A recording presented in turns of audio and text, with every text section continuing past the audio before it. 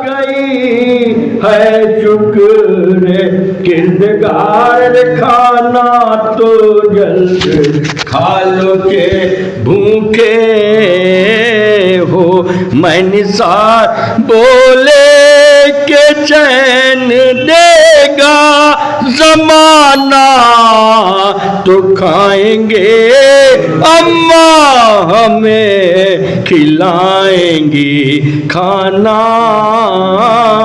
تو کھائیں گے ماما کو روتے روتے یہ سن کے بے قرار ہوئی وہ جگر فگار چادر زمین پہ پھینک کے چلائی بار بار بچے ہیں ان کو صبر دے اے میرے کردگار اب وہ کھلانے والی کہاں تم پہ میں نثار بھی پیارو تمہاری پالنے والی گزر گئی کھاؤ گے کس کے ہاتھ سے اماں تو مر گئی کھاؤ گے کس کے ہاتھ سے اماں تو مر گئی ہر شیر خدا تھے مضطر و مغموم ایک طرح سر پیٹتی تھی زینب و کلثوم ایک طرح پکڑے تھے دل کو سید مسموم ایک طرح بسمل تھے خاک پر شہ مظلوم ایک طرح حیدر قریب آئے تو ایک خط نظر پڑا تڑپے کچھ اس طرح کے اماما اتر پڑا تڑپے کچھ اس طرح کے اماما اتر پڑا بابا کو روتے روتے لکھا تھا یہ کہ آخری زحمت قبول ہو یا شاہ تم وسیع جناب رسول ہو صدقہ حضور کا میرا مقصد حصول ہو سے نہ کہہ سکی کہ حسینوں ملول ہو میری وصیتیں نہ فراموش کیجیو اول یہ ہے کہ آپ مجھے غسل دیجیو بابا کو روتے روتے دوئم یہ ہے کہ شب میں جنازہ اٹھائیو مردے کا سایہ بھی نہ کسی کو دکھائیو یہاں تک کہ قبر بھی نہ کسی کو بتائیو سو سو جگہ نشانے لہد کا بنائیو سوئم یہ ہے کہ پاس یتیموں کا کیجیو شفقت سے بولیو کبھی گھڑکی نہ دیجیو بابا کو روتے روتے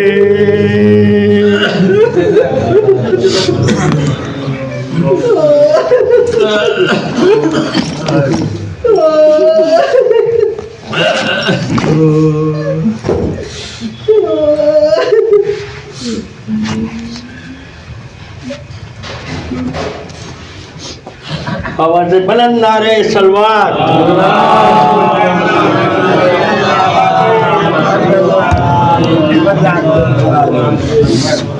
ایک دیگر نعرہ سلوات.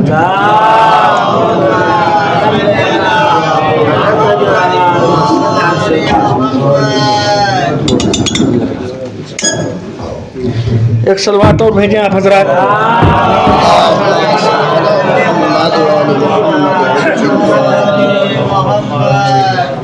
رحم اللہ من قرأ الفاتحہ.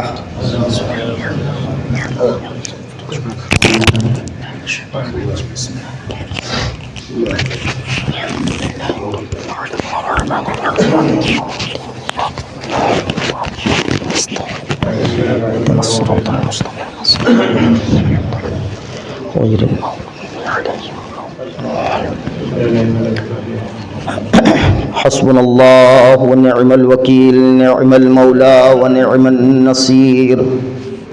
اعوذ باللہ السمیع العلیم من الشیطان الرجیم. بسم اللہ الرحمن الرحیم. الحمد للہ الذی لم يتخذ صاحبة ولا ولدا ولم يكن له ولي من الذل وكبره تكبيرا.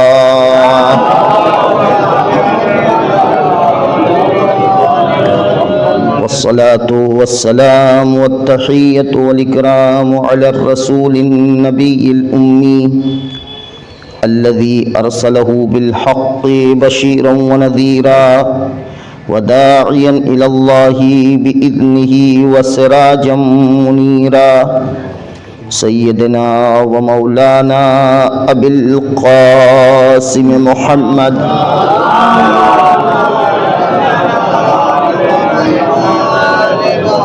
وعلى أهل بيته الطيبين الطاهرين الغر الميامين المعصومين الذين أذهب الله عنهم الرجس وطهرهم تطهيرا.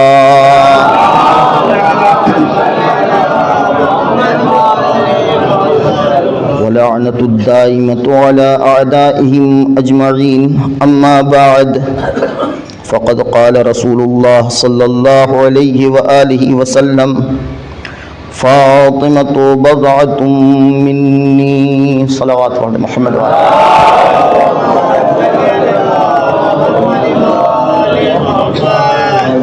التماس ایک بار سورہ حمد اور 3 بار سورہ توحید کی تلاوت فرما کر مرحومہ بی بی جانی بیگم بنت امیر حسین اور مرحومہ انیس فاطمہ بنت مقبول حسین کی ارواح کو ایصال فرمائیں.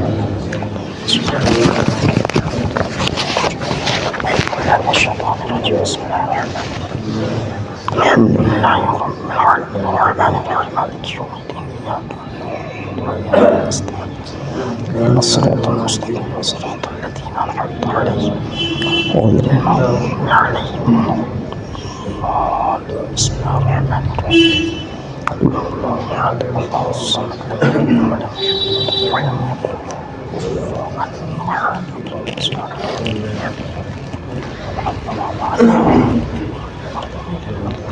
صلوات پڑھتے محمد وعلی محمد.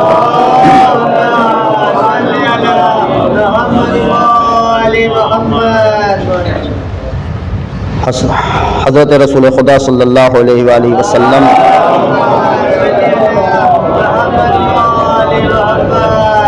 کی مشہور و معروف حدیث کا ایک فقرہ کہ جسے آپ حضرات سنتے رہتے ہیں، اسے میں نے سرنامہ سخن قرار دیا ہے، اور ظاہری اعتبار سے تو بہت ہی چھوٹا اور مختصر فقرہ ہے.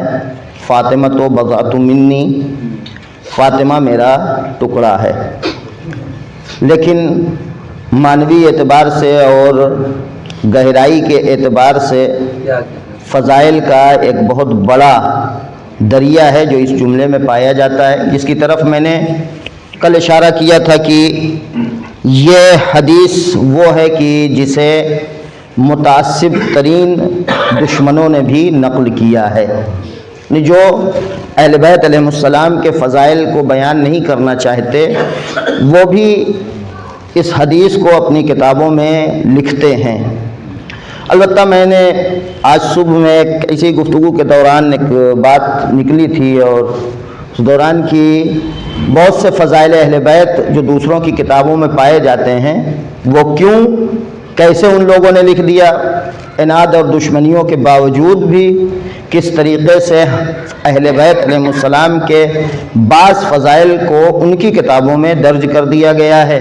اس کا سیدھا سادہ سا جواب یہ ہے کہ یہ پروردگار عالم کا انتظام ہے۔ پروردگار چاہتا ہے تو فرعون کے دربار میں موسیٰ کی تربیت کرواتا ہے۔ ایک صلوات پڑھ دیں محمد و آل محمد۔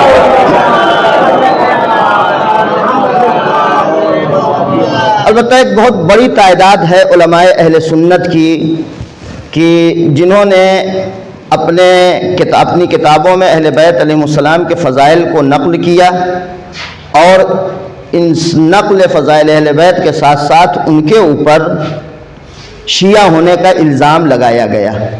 یہ کہا گیا کہ مثلا یہ اہل بیت کے چاہنے والے ہیں اور خود یہ شیعہ ہیں، لہٰذا انہوں نے، چونکہ یہ انکار کا ایک اور راستہ ہے، جب ان سے یہ کہا یہ آپ کی کتابوں میں لکھا ہے تو وہ پلٹ کے کہتے ہیں یہ تو آپ کے عالم دین ہیں۔ مثلا جیسے نہج البلاغہ کی ایک بہت مشہور و معروف شرح ہے جس کے شارح ہیں ابن ابی الحدید معتزلی۔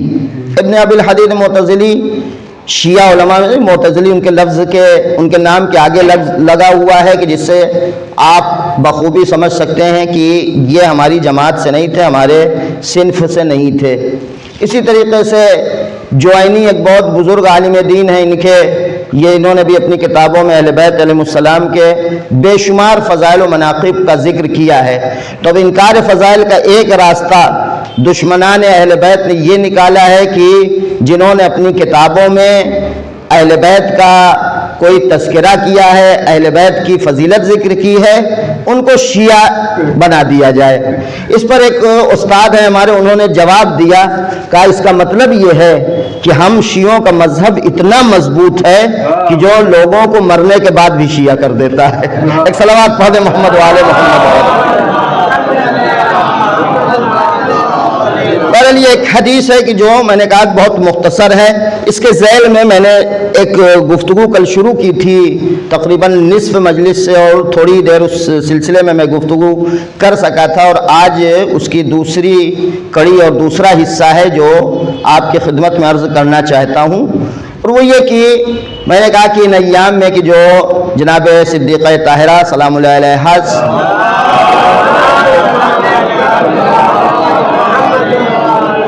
کی یاد کے ایام ہیں، ان کے سوگ کے ایام ہیں، ان کے ذکر کے ایام ہیں۔ ان ایام میں جہاں ہماری ذمہ داری یہ ہے کہ ہم جناب صدیقہ طاہرہ کی مظلومیت کا تذکرہ کریں، وہیں ہماری ایک سب سے بڑی ذمہ داری یہ ہے کہ ہم ان کی محبوبیت کا تذکرہ کریں۔ اس کی وجہ یہ ہے کہ آج جس ماحول میں اور جس دنیا میں ہم زندگی گزار رہے ہیں، اس دنیا میں اسلام کو بدنام کرنے کی بار بار کوشش کی جاتی ہے، بلکہ یہ کہا جائے کہ بے تحاشا کوشش کی جا رہی ہے کہ اسلام کو بدنام کیا جائے۔ کبھی اسلام کے خلاف آرٹیکل لکھے جاتے ہیں، کبھی اسلام کے خلاف فلمیں بنائی جاتی ہیں، کبھی اسلام کے خلاف ریلیاں کی جاتی ہیں۔ یہ وہ کام ہے کہ جو آج دشمنان اسلام انجام دے رہے ہیں۔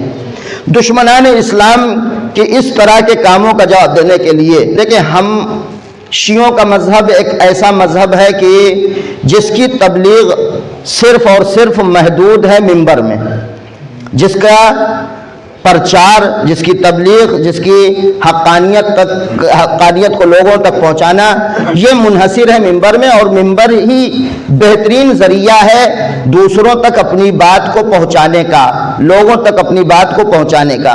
یہ الگ بات ہے کہ دشمنوں نے ایک کوشش اور کر دی ہے یہاں پر کہ جو بہترین ذریعہ ہو اسی کو تھوڑا سا ڈائیورٹ کر دیا جائے انحراف کی طرف۔ لہذا یہ جو ہمارے یہاں ہمارا مذہب جو ہے وہ ایسا ہے کہ ایک ذریعہ ہے، لیکن دوسرے ادیان، دوسرے مذاہب وہ ہیں کہ جو اپنا دین، اپنے نظریات، اپنے تفکرات، اپنی فکروں کو دوسروں تک پہنچانے کے لیے مختلف راستے اپناتے ہیں۔ حد یہ ہے کہ وہ بڑوں کے لیے فلمیں بنانا تو دور کی بات ہے، بچوں کے لیے چھوٹے چھوٹے کارٹون بنا کے اپنی فکروں کو دوسروں تک پہنچاتے ہیں۔ لہذا اسلام کے خلاف بھی اس طرح کا کام کیا جاتا ہے کہ اسلام کو ایک سنگ دل مذہب، ایک بے رحم مذہب، ایک ایسا مذہب کہ جو عورتوں کا مخالف ہے، ایک ایسا مذہب کہ جو عورتوں کو گھروں میں محدود رکھنے کی کوشش کرتا ہے، ایک ایسا مذہب جو عورتوں کے حق کی دفاع نہیں کرتا، اس طرح کے تبلیغات کی جاتی ہیں، اس طرح کی باتیں اسلام کے خلاف پھیلائی جاتی ہیں۔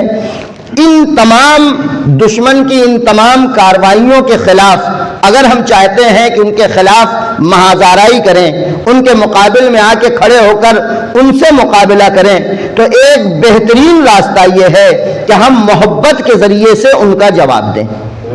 اس لیے کہ محبت ایک ایسی زبان ہے جو انٹرنیشنل ہے، جس کی کوئی سرحد نہیں ہے، جس کا کوئی دین نہیں ہے، جس کا کوئی مذہب نہیں ہے۔ یہ ایک ایسی زبان ہے جس کو ہر مذہب والا پہچانتا ہے، ہر ملک والا پہچانتا ہے، ہر دین کا ماننے والا پہچانتا، ہر انسان محبت کو پہچانتا۔ محبت بہت وسیع زبان ہے۔ محبت کے ذریعے سے اس طرح کے تہمتوں کا، اس طرح کی افواہوں کا جواب دیا جا سکتا ہے کہ اسلام عورتوں کو محدود کرتا ہے، اسلام عورتوں کے حق کو چھینتا ہے۔ کیا وجہ ہے کہ ایک 3 طلاق کے مسئلے کو ختم کرنے کی وجہ سے نہ جانے کتنی عورتوں کے دلوں کے محبوب مودی جی بن گئے؟ ہاں، ایک مسئلے، ایک بات، ایک مسئلے اور ایک چیز کے ختم کرنے کی وجہ سے مودی جی محبوب بن گئے۔ کیوں؟ اس لیے کہ ان کو یہ سمجھ میں آ گیا کہ انہوں نے ہمیں ہمارا حق دلا دیا ہے، انہوں نے ہمارے ساتھ ہمدردی کی ہے۔ اگر ہم اسلام نے واقعی عورتوں کی جتنی ہمدردی اسلام نے کی ہے اور اسلام میں عورتوں کی نسبت جتنی محبت پائی جاتی ہے، اگر ہم نے اسے لوگوں تک پہنچایا ہوتا، مسلمانوں کو اس کی آگاہی ہوتی، مسلمان اس بات سے باخبر ہوتے کہ اسلام نے عورتوں سے محبت کرنا کس طرح سے سکھایا ہے، تو عورتوں کے نزدیک یقیناً اسلام محبوب ہو جاتا۔ لہذا ان ایام میں ایک سب سے زیادہ ضروری کام یہ ہے کہ ہم محبوبیت کا تذکرہ کریں جناب سید کائنات سلام اللہ علیہ کے۔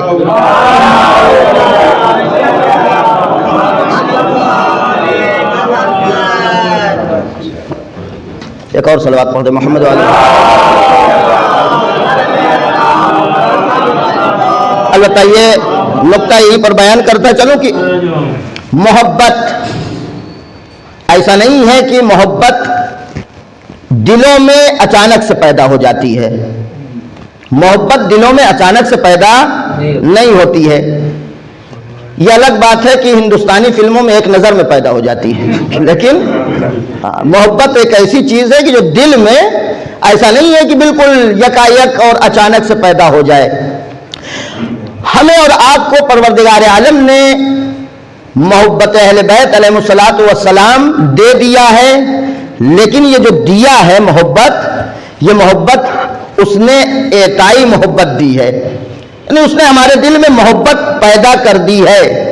اب اس کے بعد ہماری ایک ذمہ داری ہے، جو محبت ہمارے دلوں میں پیدا ہوئی ہے، اس محبت کو ہم اور آپ محکم کریں، اس محبت کو اپنے دلوں میں ثابت کریں، اس لیے کہ جو پروردگار عالم نے محبت دی ہے، اور اس نے محبت دینے کے بعد اگر ہم اور آپ صرف رسمی طور پر بیٹھے رہیں اپنی جگہ کہ ہم شیعہ گھرانے میں پیدا ہوئے ہیں، ہر ایک سے یہ بتاتے رہیں کہ ہم اہل بیت کے چاہنے والے ہیں، ہم اہل بیت سے محبت کرنے والے ہیں، اور پھر اپنی اس محبت کو جو پروردگار عالم نے ابتدائی طور پر ہمارے دلوں میں رکھی ہے، اس محبت میں اضافے کے لیے کوئی حرکت نہ کریں، اپنی جانب سے کوئی اقدام نہ کریں، تو یہ یاد رکھیے گا یہ محبت ہمارے دلوں میں اپنے قدم نہیں جمائے گی، اور جب محبت ہمارے دلوں میں اپنے قدم نہ جمائے تو پھر یہ کسی بھی لمحے ساتھ چھوڑ سکتی ہے۔ جہاں بھی ٹکراؤ ہو جائے، جہاں بھی آپس میں کہیں پر تضاد ہو جائے دوسری چیزوں کے ساتھ، تو یہ محبت اہل بیت علیہ السلام کی جو ہمارے دلوں میں پائی جاتی ہے، یہ محبت بہت جلد ساتھ چھوڑ دے گی، اور یہ ایسا ہوتا ہے، ایسا نہیں ہے کہ نہیں ہوتا اور یہ ہم کسی دوسرے سماج کی یا ہوا میں گفتگو کر رہے ہیں. یہ محبت جسے ہمیں اور آپ کو خداوند کریم نے ہمارے دلوں میں قرار دیا ہے، جس محبت کو اگر ہم اپنے اس دل میں اس محبت کو مضبوط نہ کریں، مستحکم نہ کریں، اس کی جڑیں ہمارے دلوں میں مضبوط نہ ہونے پائیں، تو پھر ہو سکتا ہے ہم ایک لڑکی کی محبت میں اہل بیت کی محبت چھوڑ دیں. اب یہ ذمہ داری آپ کی، آپ تلاش کریے کہاں سے انسان چھوڑ سکتا ہے. ایک صلوات پڑھیں محمد والے محمد. یہ بالکل سامنے کی بات میں نے رکھا ہے، اور نہ مثال دے سکتا ہوں نہ کچھ کہہ سکتا ہوں. بس یہ سمجھ لیں کہ اگر ہم نے اس محبت کو اپنے دل میں مستحکم نہ کیا، اس کی جڑوں کو مضبوط نہ کیا، تو پھر ہو سکتا ہے ایک عورت کی محبت بھی ہمیں اہل بیت کی محبت چھوڑنے پر مجبور کر دے. لہذا ہماری ایک ذمہ داری یہ ہے کہ پھر ہم اس محبت کو مستحکم کریں اپنے دلوں میں، اور وہی محبت اثر انداز ہوتی ہے، وہی محبت دنیا میں بھی اثر دکھاتی ہے، اور وہی محبت آخرت میں بھی اثر دکھائے گی جو محبت راسخ ہو چکی ہو دل میں، جو مستحکم ہو چکی ہو دل میں. اس لیے کہ اس محبت کا اثر جو اہل بیت علیہ الصلوۃ والسلام سے محبت ہے، اور بالخصوص اس منزل پر جناب زہرا سلام اللہ علیہا کی محبت.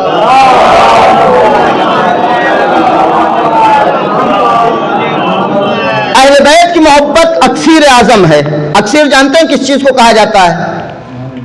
اکسیر کہتے ہیں ایک ایسا جوہر، ایک ایسا مادہ، ایک ایسی چیز کہ جس کے ذریعے سے تانبے کو سونا بنایا جا سکتا ہے. یعنی ایک چیز اپنی جو ہے وہ شکل تبدیل کر دے، اپنی اصلیت تبدیل کر دے، اکسیر اسے کہتے ہیں. اسی لیے تشبیہ کے طور پر جو دوا ہر بیماری کے لیے مفید ہوتی ہے اسے کہا جاتا ہے یہ اکسیر ہے. ہمدرد کی دواؤں میں بعض دواؤں کا نام ہے مثلا یہ اکسیر فلاں ہے. کیوں؟ اس لیے مثلا یہ الگ الگ ہر طرح کے بیماریوں میں کام آتی ہے. تو اکسیر ایسی چیز کو کہتے ہیں جو چیز کسی چیز کی حالت کو تبدیل کر دے، اس کی شکل کو تبدیل کر دے، اس کی اصلیت کو تبدیل کر دے، اسے کہتے ہیں اکسیر. اہل بیت علیہ السلام کی محبت اکسیر اعظم ہے. اکسیر اعظم، اس جملے کو ذہن میں رکھیے گا. اور اہل بیت علیہ السلام کے درمیان جناب زہرا سلام اللہ علیہا کی محبت سب سے زیادہ مؤثر ہے، سب سے زیادہ. کیوں؟ ایک وجہ تو یہ ہے کہ یہ ماں ہے. ماں اپنے بچوں سے بہت زیادہ لگاؤ رکھتی ہے. لیکن یہ محبت ہم اس دنیا میں بھی بہت مؤثر ہے، آخرت میں بھی بہت مؤثر ہے.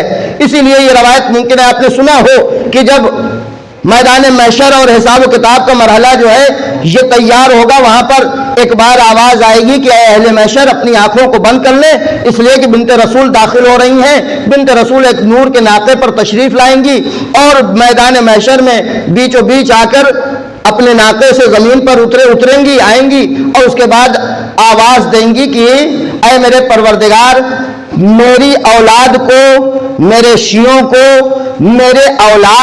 میرے شیعوں کے چاہنے والوں کو جنت چاہیے. اب آپ ماں کی محبت وہاں پہ ملاحظہ کیجئے گا. یہ محبت بہت ہی زیادہ اثر انداز، بہت ہی زیادہ اثر ہے اس محبت کا کہ وہاں پر یہ ماں جب عرصہ محشر میں اتریں گی تو اب وہاں پر اکیلے جنت میں دوڑ کر نہیں گھس جائیں گی، داخل نہیں، وہاں ٹھہر جائیں گی. ہماری اولاد کے چاہنے والے اور ان چاہنے والوں کے چاہنے والے، وہاں پہ پروردگار عالم سب کو اجازت دے گا. اب بہت سے لوگ یہاں پہ سوال کرتے ہیں اور حق بھی ہے سوال کرنے کا، یہ کیسے ہو سکتا ہے کہ ایک انسان گنہگار ہو، ایک انسان اس نے جو ہے بہت نیک اعمال انجام نہ دیے ہوں. اس لیے کہ ہم انسانوں کی یہ خاصیت ہے کہ آخرت کا سارا حساب و کتاب خدا سے پہلے ہم یہاں دنیا میں کر دیتے ہیں. کون جنت میں جائے گا، کون جنت میں نہیں جائے گا. یہ ہماری سب سے بڑی کمی ہے کہ ہم اپنی تنگ نظری کے ساتھ یہی دنیا میں بیٹھے بیٹھے جنت و جہنم میں کا بٹوارا کر دیتے ہیں کہ یہ جنت میں جائیں گے، وہ جنت میں جائیں گے. لیکن عزیزو یاد رکھیے گا، وہاں پہ ہو سکتا ہے بلکہ عین ممکن ہے کہ ایسے افراد ہماری آنکھوں کے سامنے جنت میں جا رہے ہوں جن کے بارے میں دنیا میں ہم یہ سوچ رہے تھے کہ یہ تو کوئی سوال ہی نہیں ہے، اور ایسے افراد اس طرف جا رہے ہوں گے جن کے بارے میں ہم سوچ رہے تھے یہ تو پکے جنتی ہیں۔ دونوں ممکن ہے، اس لیے ہم اور آپ یہاں پہ فیصلہ نہیں کر سکتے ہیں۔ فیصلہ جو ہوگا وہ یہ ہوگا کہ ہم اپنی کس حالت کے ساتھ اس طرف سفر کر رہے ہیں۔ جس حالت کے ساتھ ہم سفر کر رہے ہیں، جس حالت کے ساتھ ہم ادھر جا رہے ہیں، ہمارا حساب و کتاب اسی حالت پر ہوگا۔ لہذا یہ جو لوگوں کے ذہن میں سوال پیدا ہوتا ہے کہ ایک انسان جو گنہگار ہے، ایک انسان جس کو ہم نے گناہ کرتے دیکھا ہے، ایک انسان جس کو ہم نے بدعمل دیکھا ہے، ایک انسان جس کو ہم نے کبھی عمل خیر کرتے ہوئے نہیں دیکھا، یہ انسان کیسے جناب زہرا سلام علیہ کی شفاعت کا حقدار ہو جائے گا؟ تو اس کی وجہ یہ ہو سکتی ہے کہ عزیزان گرامی، یہ جو جا رہا تھا، جاتے وقت ہو سکتا ہے اس کا عمل پروردگار عالم کی نگاہ میں ایسا ہو کہ جو جناب زہرا سلام اللہ علیہ کے نزدیک شفاعت کا حقدار بن جائے۔ لیکن یہ فیصلہ ہم اور آپ اپنے حوالے نہ کریں تو جناب زہرا سلام علیہ کی محبت کا ایک الگ اثر ہے، اور اس محبت کو دنیا میں پہنچانے کی ضرورت ہے، اس محبت کو دنیا میں عام کرنے کی ضرورت ہے۔ میں نے کل کی گفتگو میں بھی یہ کہا تھا کہ اگر اس محبت پہ کام کیا جائے، اس محبت پہ عمل کیا جائے، اس محبت میں اضافہ کرنے کی کوشش کی جائے، محبت کو اپنے دلوں میں مستحکم کرنے کی کوشش کی جائے، تو پھر یہی دنیا، اس دنیا میں اس محبت کا اثر ہوگا، اسی دنیا میں اس محبت کا اثر ہوگا۔ ہماری اور آپ کی غلطی یہ ہے کہ ہم محبت کو اور اس کے اثر کو الگ الگ دیکھتے ہیں، محبت کو اور اس کے اثر کو الگ الگ دیکھتے ہیں۔ ہم یہ سمجھتے ہیں مثلا ہمیں جو ہے وہ ایک بے پردہ خاتون کو تبلیغ کرنا ہو، ایک بے پردہ جو ہے عورت کو ہمیں بتانا ہو کہ تمہارے لیے پردہ ضروری ہے، تو ہم اس سے کیا کہتے ہیں؟ کہتے دیکھو تم شیعہ ہو، تم اہل بیت کی چاہنے والی ہو، تم پردہ بھی کیا کرو، تم پردہ بھی کیا کرو۔ یہ طریقہ غلط ہے۔ اب آج میں ایک نسخہ بتا رہا ہوں آپ کو، ایک راستہ بتا رہا ہوں آپ کو۔ دیکھیں یہ جو عورت بے پردہ ہے، یہ اس لیے نہیں بے پردہ ہے کہ یہ عمل سے دور ہے، یہ عمل نہیں جانتی ہے۔ ہم یہ سمجھتے، کل بھی میں نے یہ لفظ کہا تھا، ہم یہ سمجھتے ہیں کہ سب کچھ ہو چکا ہے، محبت کا سارا مرحلہ طے ہو چکا ہے، ہمارے دلوں میں اہل بیت کی محبت راسخ ہو گئی ہے۔ یہیں پر ہماری غلطی ہے کہ ہم یہ سمجھتے ہیں کہ ہم کچھ کریں نہ کریں، کم سے کم ہم اہل بیت سے محبت کرتے ہیں۔ یہی غلط فہمی جس دن ہمارے دلوں سے دور ہو جائے، یہ جتنا ہم مجلس میں آ جاتے ہیں، تھوڑا سا شرکت کر لیتے ہیں، کسی کا منہ دیکھ کے، کسی کے کہنے پہ، کسی کے ٹیلی فون پر، کسی کو چہرہ دکھانے کے لیے جو مجلسوں میں آ جاتے ہیں، یہ کس لیے؟ وہی اس محبت کی خاطر جس محبت کو پروردگار عالم نے ہمارے دل میں رکھا تھا، وہ اس تھوڑی سی محبت کی خاطر ہے جو حاضر ہو جاتے ہیں۔ اب ہماری ذمہ داری یہ ہے کہ ہم اس محبت میں اضافہ کریں، ہم اس محبت کو مستحکم کریں، اور آج جو ہمارے درمیان بدعملیاں پائی جا رہی ہیں، آج ہمارے درمیان جو عمل سے دوری پائی جا رہی ہے، ہم شیعہ ہیں عمل سے دور ہیں، ہم شیعہ ہیں نماز سے دور ہیں، ہم شیعہ ہیں پردے سے دور ہیں، یہ جو بدعملی ہمارے درمیان پائی جا رہی ہے، یہ بدعملی اس بات کی دلیل ہے کہ ہمارے دلوں میں محبت مضبوط نہیں ہوئی ہے۔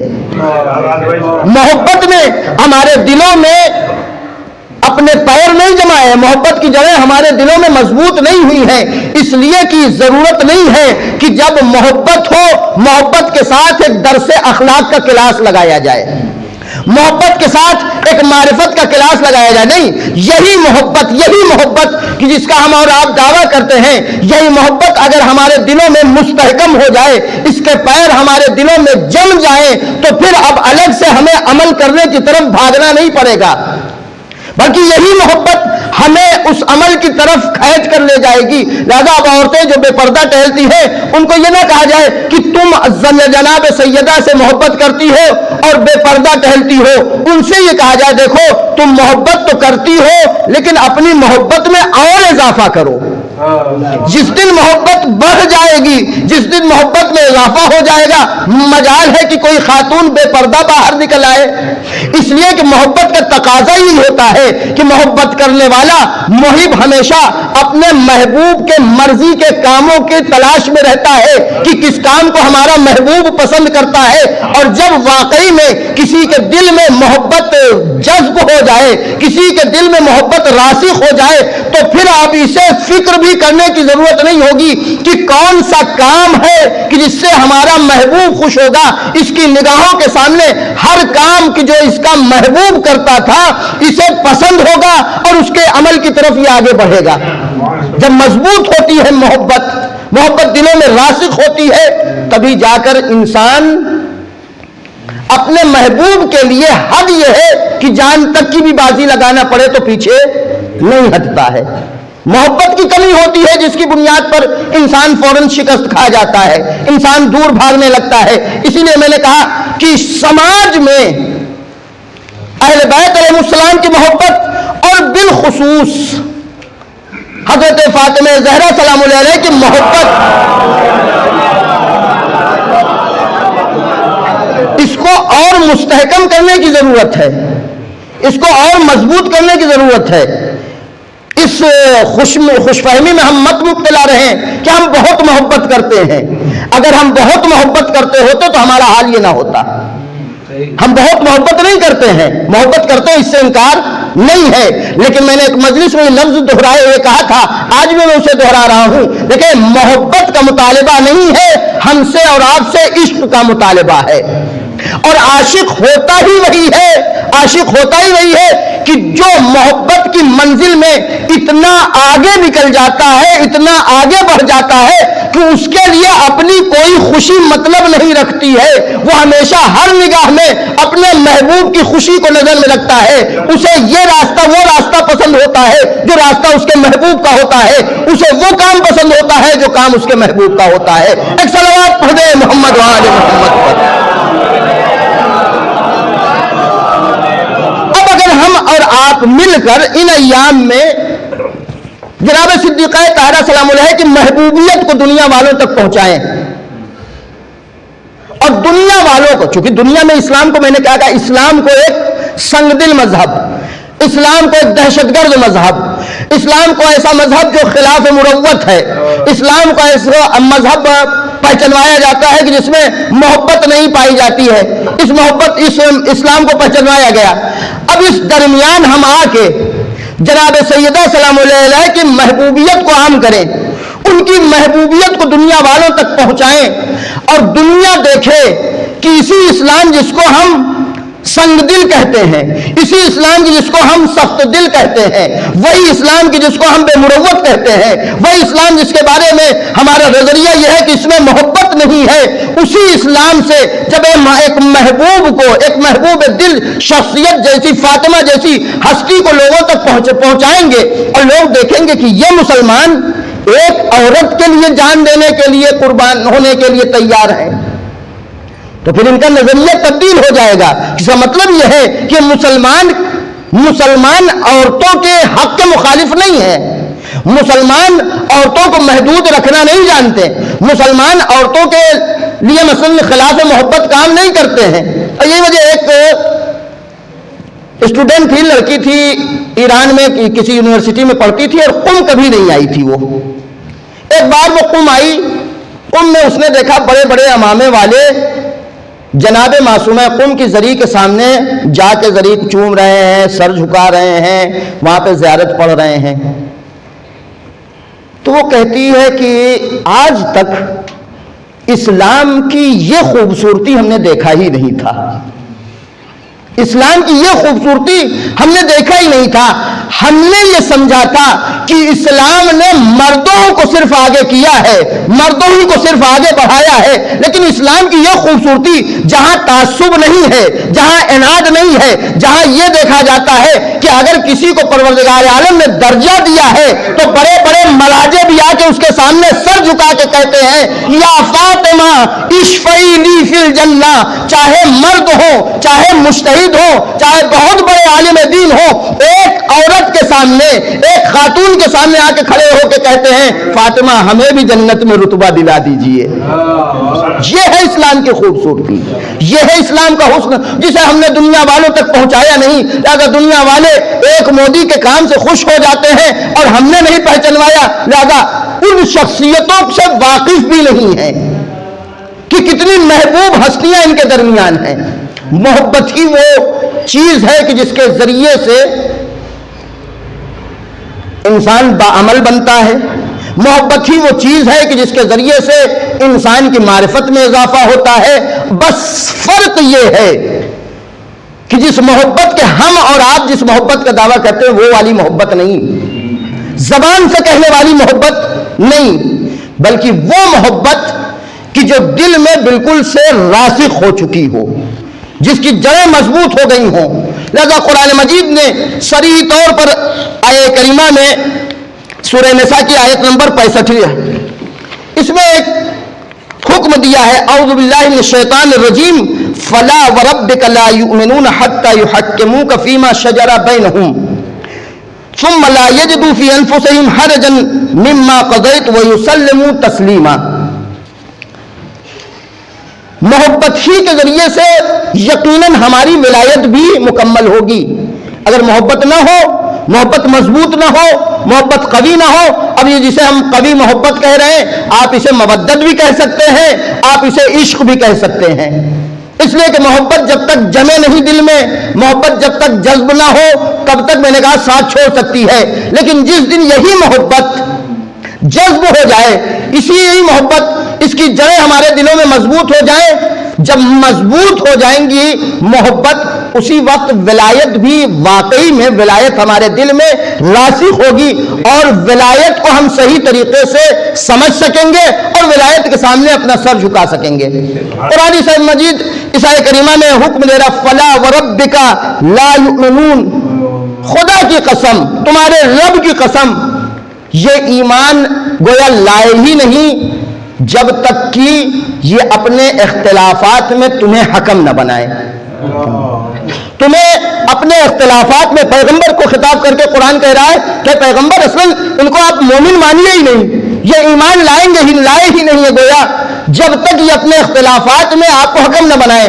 اگر اپنے اختلافی مسائل کو خود ہی لاٹھی ڈنڈوں کے ذریعے سے حل کرنے لگے تو پھر اس کا مطلب یہ ہے کہ آپ کو مانتے ہی نہیں, یہ ایمان لائے ہی نہیں ہے. ان کا ایمان اس وقت ثابت ہوگا کہ جب یہ اپنے اختلافات میں جہاں پر ان کے آپسی اختلافات ہو وہاں آپ کو فیصلے کے لیے نہ بلائیں. اچھا بات یہ کہ نہیں ختم ہوتی کہ فیصلے ہی کے لیے فیصلے کے بلائے تو ان کا ایمان مکمل ہو گیا نہیں.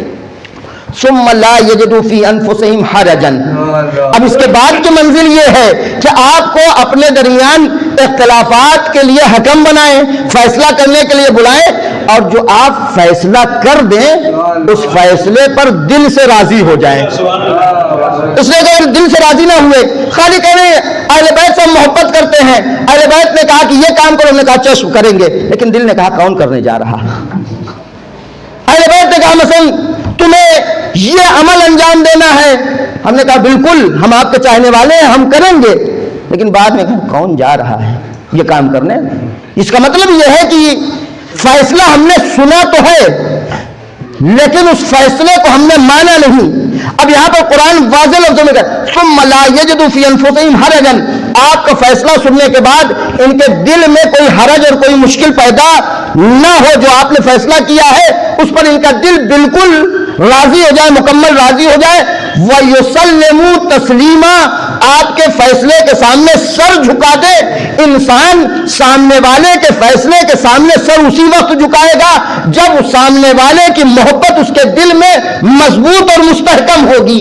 اور اب اگر ہم اور آپ یا ہم اور آپ سب سوال یہی، ہم اور آپ اہل بیت کے احکام ان کے فرامین کے سامنے سر نہیں جھکاتے ہیں، صرف یہ کہتے ہیں ہم اہل بیت کے چاہنے والے ہیں، ہم اہل بیت کے ماننے والے ہیں۔ اگر ہم ان کے احکامات کو نہیں مانتے ہیں، ان کے دستور کو نہیں مانتے ہیں، ان کی سیرت پر نہیں چلتے ہیں، ان کے نقش قدم پر نہیں چلتے ہیں، تو پھر یہ سمجھ لیجئے گا کہ یہاں تک صرف ہم ساتھ ہیں، چشم ہم آپ کے ماننے والے ہیں، چشم ہم وقت پڑ جائے تو آپ پر جان قربان کر دیں گے، چشم ہم یہ کام کر لیں گے وہ کام کر لیں گے، لیکن مقام تسلیم میں نہیں ہے۔ اور جب تک انسان مقام تسلیم میں نہ پہنچ جائے واقعی مومن نہیں ہو سکتا۔ تو اسی طریقے سے جب تک ہم اور آپ تسلیم کی منزل میں نہ پہنچ جائیں، یعنی اپنے وجود کو بھول جائیں، جس دن ہم مجلس میں آئے اور مجلس میں آنے کے بعد ہمارے ذہن میں خوشی نہ آئے، مجلس میں آئے اور ہمارے ذہن میں ہو کہ ہمارے اس عمل سے بیوی خوش ہوں گی، ہمیں سکون نہ ملے، جس دن ہمیں سکون مل رہا ہے مجلس میں آنے کے سے، تو اس کا مطلب یہ ہے کہ ہم اپنے لیے یہ کام کر رہے ہیں۔ مجلس میں آنے کے بعد بانی مجلس سے خصوصی ملاقات کر کے السلام علیکم، یعنی یہ کہ حاضری اپنی بنوا رہے ہیں جس دن اس کے لیے آ رہے ہیں، ابھی تک اس کا مطلب یہ ہے کہ ہم جو ہے وہ اہل بیت کے لیے نہیں آئے ہیں۔ اور جس دن ہمیں صرف مجلس میں آنے کے بعد یہ خوشی ہو کہ ہم نے بیوی کے لیے شرکت کیا ہے، ہم نے بیوی کو پرسا دیا ہے، ہم نے اہل بیت کو پرسا دیا ہے، یہ خوشی جس دن دل میں پیدا ہو جائے اس دن سمجھ جائیے گا کہ ہمارے دل میں ایمان مستحکم ہو چکا ہے۔ ایک صلوات پڑھ دیں محمد والے۔ یہ محبت میں اضافہ میں نے جو کہا ہے اس کے لیے بھی بس یہ بہت جلدی سے یہ چند کیا بس ایک اجمالی فارمولہ بتا دے رہا ہوں، اس کے لیے نہ آپ کو کوئی تعویذ دے گا، اس کے لیے نہ کوئی دعا آپ کو بتائی جائے گی، نہ اس کے لیے کوئی مثلا ٹٹکا ہے جس کو بتا دے آپ کر لیں تو آپ کے دل میں محبت پیدا ہو جائے گی۔ زیادہ سے زیادہ ذکر ہوگا، جتنا زیادہ آپ ذکر کریں گے اتنی زیادہ محبت پیدا ہوتی جائے گی، محبت بڑھتی جائے گی۔ اور اگر کوئی انسان محرم کا محرم صرف ذکر اہل بیت کرتا ہو، کہ کون سال برس میں ایک بار محرم کافی ہے 10 دن، کیونکہ بہت سے ایسے ہوتے ہیں جن کو خدا نے توفیق نہیں دی ہے یا چھین لی ہے دے کر کہ جو 10 دن صرف وہ محرم کا کرتے ہیں بس اس کے بعد پھر بھول جاتے ہیں۔ پہلی ذمہ داری یہ ہے کہ ہم اس تذکرے میں جتنا شامل رہیں گے، جتنا زیادہ ہم اس میں محو رہیں گے، جتنا زیادہ اس ذکر سے قریب رہیں گے اتنا زیادہ ہمارے دل میں محبت پیدا ہوتی جائے گی، محبت بڑھتی جائے گی۔ لیکن مشکل ہمارے ساتھ یہی ہے کہ ہم نے اہل بیت کے تذکرے کو محدود کر دیا ہے، اس ذکر کو جس کے لیے نہ کوئی گھڑی معین ہے، نہ کوئی مکان معین ہے، نہ کوئی زمانہ معین ہے، نہ کوئی شہر معین ہے، جس ذکر کو بالکل پروردگار عالم نے چھوٹ دیا ہے کہیں بھی کر سکتے ہو، اس ذکر کو ہم نے ذکر اہل بیت علیہ السلام ہے۔ ذکر اہل بیت کا مطلب یہ نہیں ہے کہ ہم تسبیح لے لیں یا علی علی علی کرتے رہیں، نہیں، تذکرہ یہ جیسے مثلا مجلس ہو رہی ہے اس طرح کی جگہوں پر جہاں پہ اہل بیت کا تذکرہ ہو رہا ہو۔ ایک حدیث میں نے ایک دن پڑھا، یعنی اس کو بیان نہیں کیا ہے، میں نے خود مطالعے میں کے دوران ایک حدیث ہمارے سامنے آئی، امام فرماتے ہیں ہمارا شیعہ وہ ہے ہی نہیں کہ جو چند افراد کے ساتھ بیٹھے اور بغیر ہمارے ذکر کے اٹھ جائے۔ اور سوچیں یہ ذکر کتنا اہم ہے، یہ ذکر کتنا ضروری ہے کہ اہل بیت راضی نہیں ہے کہ ہم اپنے درمیان بیٹھے ہوں اور بغیر اہل بیت کے ذکر کے اٹھ جائیں۔ تو جس ذکر کو اتنا عام کرنا چاہا تھا اہل بیت نے، جس ذکر کو اتنا پھیلانا چاہا تھا، اس ذکر کو چونکہ ہم نے محدود کر دیا ہے، لہذا محدود کرنے کی وجہ سے ہمارے دلوں میں جو محبت خدا نے عطا کی تھی پہلی منزل پر وہی بچپنے کے عالم میں رہ گئی ہے، وہی بچپنا ہمارا چلا جائے گا۔ اس کو چاہتے ہیں کہ ہم اپنے دلوں میں مستحکم کریں، مضبوط کریں، تو جتنا زیادہ ممکن ہو ذکر کریں، ذکر کو محدودیت سے نکالیں۔ ہم نے محدود کہاں کیا ہے؟ مسجد میں آئیں گے تو خدا یاد آئے گا، امام باڑے میں جائیں گے تو اہل بیت یاد آئیں گے، سڑک پہ جائیں گے تو ہم ہی ہم رہیں گے، گھر میں جائیں گے تو ہم ہی ہی ہم رہیں گے، رشتہ داری میں جائیں گے تو ہم ہی ہم رہیں گے۔ اگر یہی ذکر گھر میں بھی اہل بیت ہی ہمارا ذکر ہو، باہر بھی اہل بیت ہمارا ذکر ہو، شادیوں میں اہل بیت ہمارا ذکر ہو، رسومات میں اہل بیت ہمارا ذکر ہو، مسجد میں اہل بیت ہمارا ذکر ہو، امام باڑوں میں اہل بیت ہمارا ذکر ہو، اگر ہم ذکر کو اتنا عام کر لیں تو جب جیسے جیسے ذکر عام ہوتا جائے گا اہل بیت کی محبت ہمارے دلوں میں مستحکم ہوتی جائے گی، اور جب اہل بیت کی محبت مستحکم ہو جائے گی تب ان کے لیے جان بھی دینا پڑ جائے تو ہم پیچھے ہٹنے والے نہیں ہیں۔ صلوات پڑھ دیں محمد و آل محمد۔ اہل بیت کے نام پر جان دینے کے لیے تیار رہتے تھے، ان کے دلوں میں چونکہ محبت مستحکم ہو چکی تھی، سارے آفر کو وہ رد کر دیتے تھے، سارے آفر کو کینسل کر دیتے تھے۔ کیا آپ سنتے نہیں رہتے ہیں شب عاشور حسین ابن علی کے اصحاب نے بہترین آفر کون دے رہا ہے؟ جنت کا سردار دے رہا ہے، جاؤ جنت پکی ہو گئی، جنت تمہاری ہم ضمانت لے رہے ہیں، لیکن محبت ہے کہ جو حسین کا ساتھ نہیں چھوڑنے دیتی ہے۔ کہ محبت اتنی مستحکم ہونی چاہیے، یہ جڑیں ہمارے دلوں میں اتنی مضبوط ہونی چاہیے۔ بس عزیزو، میں یہیں سے اب ربط مصائب کے لیے چند جملے، چونکہ عزائے فاطمیہ کے ایام ہیں اور میں نے بارہا تاکید کی ہے، پھر ایک بار آپ کی خدمت میں یہی عرض کرنا چاہوں گا کہ ضرورت ابھی بھی اس بات کی ہے کہ جناب صدیقہ طاہرہ کی محبوبیت کو لوگوں تک پہنچایا جائے۔ وہ حدیثیں جس میں پیغمبر نے اپنی بیٹی کے ساتھ کس طرح سے برتاؤ کیا ہے، مولائے کائنات کیسے پیش آتے تھے، حسنین کیسے پیش آتے تھے، اس طرح کے اگر مسائل کو ہم سماج میں عام کریں تو واقعی میں یہ جو 18 سال کا سن ہے جناب سیدہ کا، 18 سال کا سن پوری بشریت کے لیے مکمل آئیڈیل ہے، مکمل آئیڈیل ہے۔ یہ تک چھوٹا سا سن اور چھوٹی سی عمر، 18 سال سن کیا ہوتا ہے، لیکن اس سن میں جناب سیدہ کا کمال یہ تھا کہ ایک بہترین بیٹی بھی رہی ہیں، ایک بہترین بیوی بھی رہی ہیں، ایک بہترین ماں بھی رہی ہیں، اور ایک رخ اگر رہ گیا تو ثانیہ زہرا کو چھوڑ کے گئیں کہ جو رخ رہ گیا ہے ہماری زندگی کا وہ ثانیہ زہرا مکمل کر دیں گی۔ عزیز و جناب سیدہ کی اہمیت، چونکہ قدر گوہر کون پہچانتا ہے؟ وہی جو جوہری ہوتا ہے، جوہری قدر گوہر جانتا ہے۔ جناب زہرا سلام اللہ کی قدر واقعی میں دنیا نے نہیں جانا، دنیا نے نہیں پہچانا جناب سیدہ کی قدر۔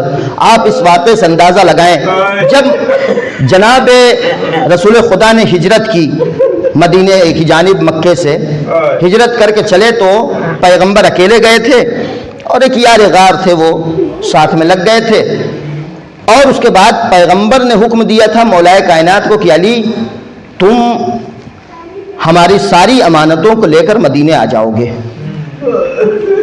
دوسرے تیسرے دن جو بھی ہو، تاریخ کے اعتبار سے ظاہراً تیسرے دن ہے، مولائے کائنات پیغمبر کی امانتوں کو لے کر مدینے کی جانب روانہ ہوئے۔ مدینے مکے کے لوگوں کو، مشرکین مکہ کو معلوم ہوا کہ پیغمبر تو جا چکے ہیں اور پیغمبر کی بیٹی فاطمہ علی کے ساتھ یہ مدینے جا رہی ہیں، لہذا ان لوگوں نے یہ طے کیا کہ فاطمہ کو اپنے قبضے میں لے لیا جائے، فاطمہ کو اسیر بنا لیا جائے تو پیغمبر خود بخود واپس آ جائیں گے۔ لہذا کچھ کفار و مشرکین تیار ہوئے اور وہاں پر پہنچے جہاں پہ یہ قافلہ پہنچا ہوا تھا۔ علی بن ابی طالب نے جیسے ہی ان لوگوں کو آتے دیکھا، فوراً تلوار کھینچ کر فاطمہ کی سواری کے پاس آ گئے اور بڑا اہتمام کیا تھا۔ یہاں تک تاریخ میں لکھا مولائے کائنات نے فاطمہ کی محمل خود اپنے ہاتھوں سے ناقے پر رکھی تھی، فاطمہ سوار ہوئی تھی، مولائے کائنات آگے آگے چل رہے تھے۔ لیکن جب یہ مشرکوں کو دیکھا کہ یہ اس قافلے کی طرف بڑھ رہے ہیں، ابھی کوئی جنگ نہیں ہوئی ہے، ابھی کوئی کہیں پر علی کی تلوار دیکھی نہیں گئی ہے، نہ علی کے تلوار کے جوہر دیکھے گئے ہیں، لیکن نہیں معلوم علی نے کس انداز سے تلوار نکالا تھا کہ مشرکین وہاں پر ڈر کے مارے وہاں سے بھاگ گئے۔ لیکن اب اندازہ لگائیں گے وہ علی جو اب تک سواری پر سوار ہو کر آگے آگے چل رہا تھا، وہ علی جناب زہرا کے ناقے کی مہار کو پکڑ کے پیدل مدینے تک گیا۔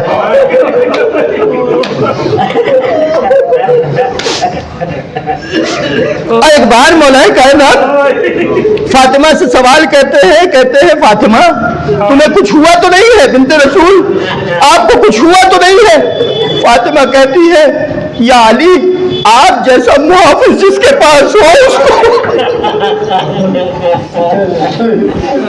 آپ جیسا محافظ جس کے پاس ہو اسے کون نقصان پہنچا سکتا ہے؟ عزیزو علی وہ ہے جو جان کی بازی لگا کے فاطمہ کی حفاظت کرتے ہیں۔ اب ذرا سوچیں جب وہ واقعہ جو ان ایام کا واقعہ ہے اب وہ موقع پیش آتا ہے تو آخر علی نے تلوار کیوں نہیں اٹھائی؟ فاطمہ پر مصیبتوں کا پہاڑ ٹوٹ پڑا، علی خاموش ہے۔ علی کتنے غریب ہو چکے ہیں، علی کتنے مظلوم ہو چکے ہیں، فاطمہ کا پہلو شکستہ ہوا، علی نے تلوار نہیں اٹھائی۔ عزیزو آپ اندازہ لگائے، علی کی مجبوری کا اندازہ لگائے، لیکن علی کی مجبوری کس وجہ سے تھی؟ علی کس لیے خاموش تھے؟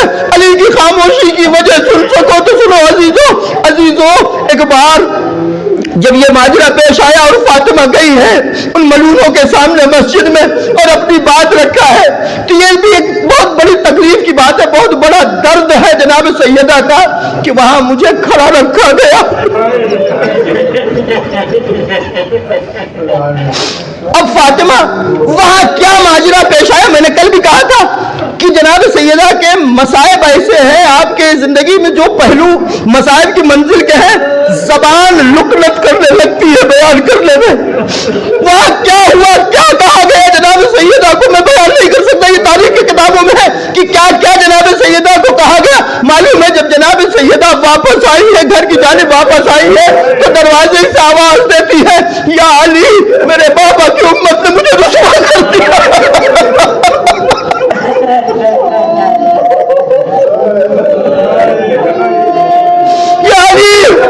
آپ گھر میں بیٹھے ہیں، میرے بابا کی امت نے مجھے رسوا کر دیا۔ اور اس کے بعد ایک فقرہ میں نے جس کی طرف اشارہ کیا تھا، علی کی مجبوری پہچانو۔ فاطمہ کہتی ہے علی آپ تو ایسے گھر میں بیٹھے ہیں جیسے ماں کے شکم میں بچہ رہتا ہے، یہ کیا زانوئے غم اپنا بغل میں دبائے ہوئے بیٹھے ہیں علی۔